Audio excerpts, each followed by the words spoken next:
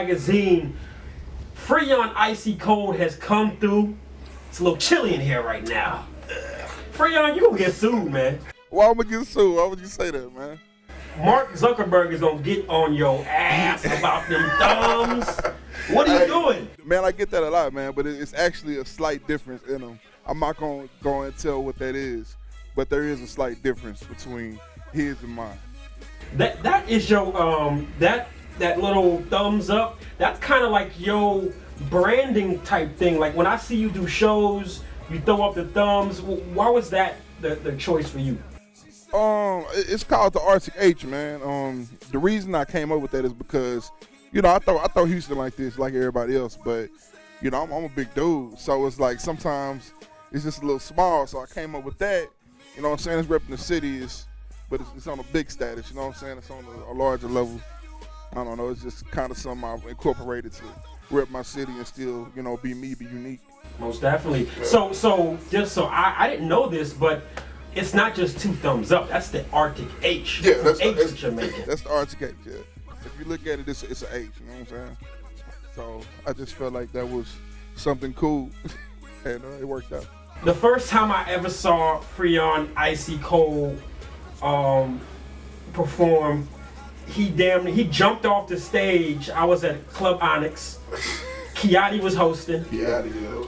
He jumped off stage and damn near landed on my table. Freon don't care about lawsuits, obviously, man. This dude be tripping. No, man, it wasn't like that, man. I wasn't trying to land on the table. I remember you saying that during the show too, and I was like, you was one of the judges. I was like, oh man, is he gonna take points off? But yeah, that was fly. That was cool. You don't mind getting out there, you know what I mean? Because you're a big guy, but you have as much energy as these small, young, skinny jean cats out here, man. Appreciate that, man. Nah, man, that's kind of always been my not my trademark, but I've always been a go against the grain kind of guy. People assume, you're a big dude, so you're gonna stand in one spot and, rock, which sometimes I do, because, it's Houston flavor. Houston is in me, you know what I'm saying? But at the same time, man, I can get on stage with a Busta Rhymes and Walk a Flock of Fame and fit in, because, you know what I'm saying, I feel like sometimes with the newer generation of artists, we lose the fact that you have to have energetic performances. Because at the end of the day, whether you're a good rapper or not, you're performing, and people don't want to see you stand there and look at them and go, man, hold up, and mix it up. If you ever catch Freon, a Freon show, I promise you're gonna be entertained. I've seen him rock out twice in Houston. Once at South by Southwest in Austin. Speaking of South by, 10 artists can go to South by and have 10 different experiences. I always say it's what you make of it. What was your experience? Was it worth the trip? Was it worth the money and all that? Yeah. Reason being, as a new artist, you really can't knock down any kind of networking opportunities. We was down there with the homie T-Mac. Shout out to T-Mac, but he brought out, all our people, and we was out there repping. Shout out to Real Music Group. I got some partners over there that do good work. But I was out there with them, man, and we were just, meeting people, shaking hands, and it's funny because there's a lot of people that you already know from Houston, you know what I'm saying? But we were speaking earlier off the camera about it being oversaturated. When people see you in another city grinding, it's like, okay, well, this guy must be serious because he's putting money into himself. He's going other places to, further his career. So sometimes seeing somebody in LA or seeing somebody in Austin can be more beneficial or have a bigger impact than just simply meeting them in Houston on the streets where you always are. As weird as that is. Definitely. People see you. I think it's just the energy of South by Southwest too. Because like you said, you might see a cat, you might run in the same circles as a cat in Houston, but you see him in that music festival environment, and he's more open to talking about collaborations and connecting when y'all back in Houston. Sure. So I see the benefit in it as well. Kind of tell us about your style of hip hop and who you think the ideal fan of your music is going to be. The ideal fan. As far as my style of hip hop, cliche enough, I feel like I'm me. I say that to say first and foremost, I'm a rapper. You You know, so I'm a real rapper. Like, a lot of times that's misconstrued. You know, like people don't understand it. If you're gonna be a rapper, if you're gonna be in hip hop, you know, if you're going to say I have lyrics, you need to be able to rap. Like I can battle people, you know what I'm saying? But with that being said, I know how to write songs. You know what I'm saying? A lot of guys, they either do either or. Either they can battle rap, they can, you know, rap with the best, or they can write good hooks. And I feel like finding that balance is how you create, you know, the mass appeal. So I would just say that, you know, I'm whatever I need to be while maintaining my identity. You know, so I can get on a song with 10 drug dealers and not lie about anything and sound in place on their song. I can get on a song with Miley Cyrus and not sound out of place, even though I'm a 6'2", 450-pound black guy. You know what I'm saying? So, you know, a mixture of versatility and just being myself. Biggie was the same way. Like Biggie could hop on a track with Total and make a nice little pop record. Then he could hop on a track with Bone Thugs and Harmony and like do the speed rap type thing. I love versatile hip hop artists, man. Yeah. What's out now that the listeners can check out from you? My singles out right now is Make a Stunt. That's my big single I got going right now featuring Beat King. Shout out to Club Godzilla.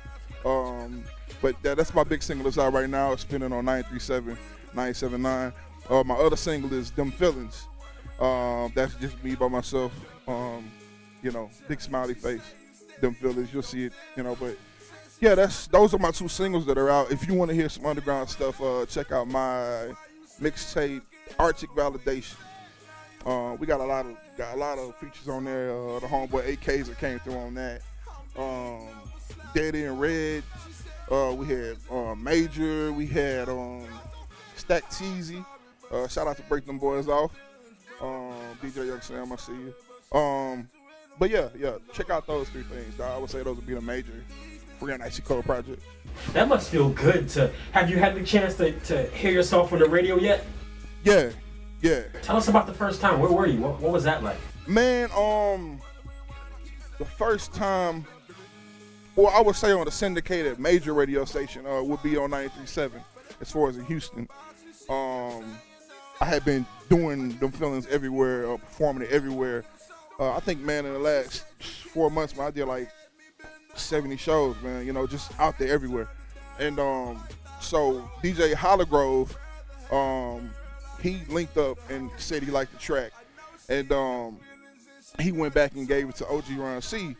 And OG Ron C, I had knew him previously from, you know, some stuff, you know, back in the day as far as just knowing him on the music scene. We saw him at South by Southwest too. He was down there. I actually did a show that he put on up there as well at the I want to say the Geisha Room. Yeah, but anyway, so OG Ron C listened to the track, and him, DJ Candlestick, and DJ Holligrove, you know, they got in on 937 and started spinning it, man, and you know it just kind of went from there. But yeah, I was sitting in the car, man, and I got a call like, "Hey, you on the radio?" from my homeboy C. Mitch. And I was like, "What?" I clicked on 937, man. It's, you know, it's kind of surreal. You know, it's kind of surreal, but yeah. To me, it would feel like a milestone in a series of ongoing milestones. You know what I mean? Like you accomplish this, and then you're okay.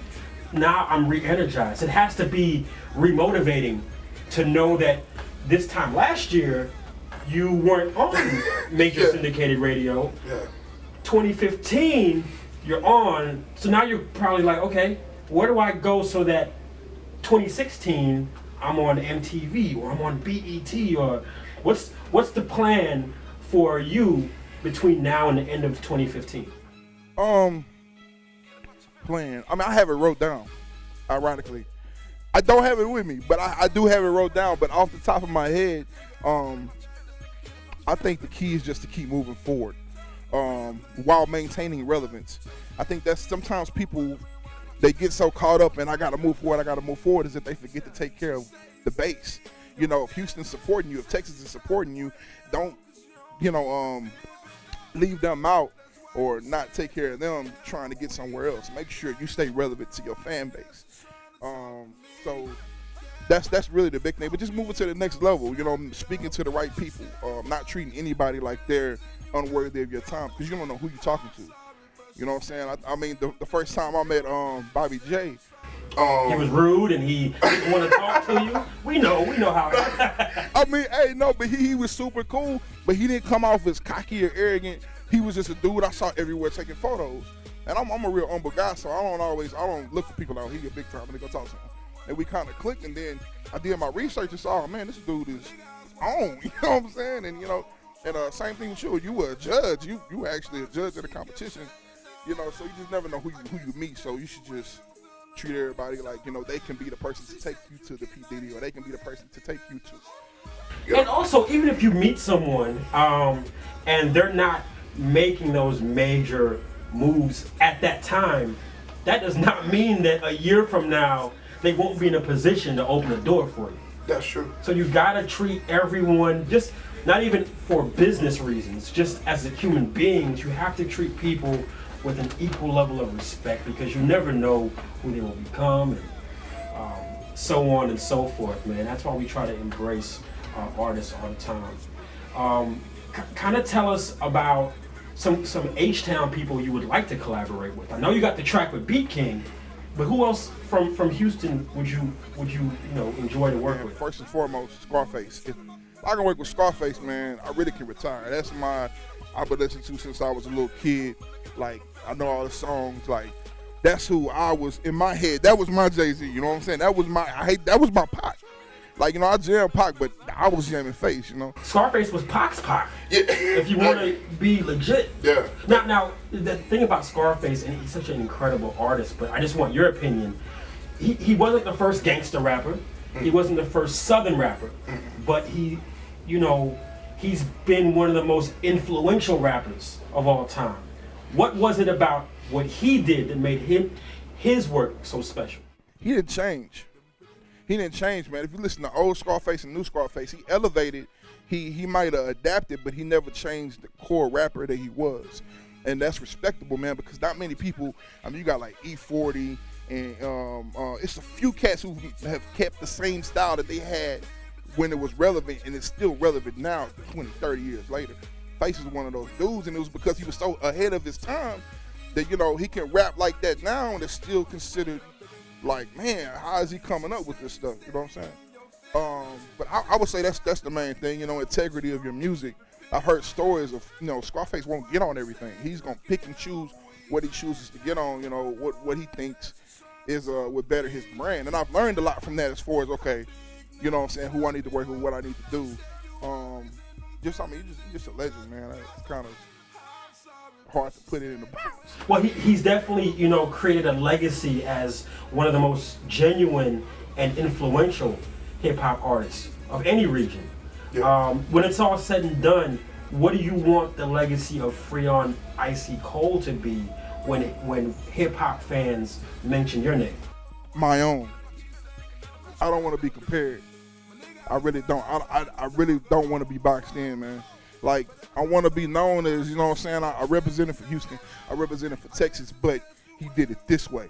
You know what I'm saying? Like, he paid homage to the legends. He paid homage to the people before him, but he has his own legacy. He has his own. When I hear this is Freon Icy Cold. When I see this performance, this is Freon Icy Cold. Like, yeah, he a big dude, but he might jump off stage with a motorcycle helmet on. You know what I'm saying? Yeah, he look like a hardcore rapper, but he might hit you with some melodic. It just, you don't know what to expect. You know what I'm saying? That's really the biggest thing, but while still maintaining that image within a brand. Because that's the hardest thing. Sometimes when you scatter your style too much, people don't know what to gravitate to. So it's like, well, does he do this? Does he do that? I don't know. I'm just not going to deal with him. So it's a fine balance, I feel like, that I want to try to create that niche and make it my own. Most definitely. It's always good to talk to the new guys. This is the Indie Spotlight, Hip Hop Weekly Magazine, Freon Icy Cold, Jay Bachelor, Houston, we out. Somebody need to get him. I swear that this nigga tripping, man. He's screaming at these people, but look at them and them feelings, huh?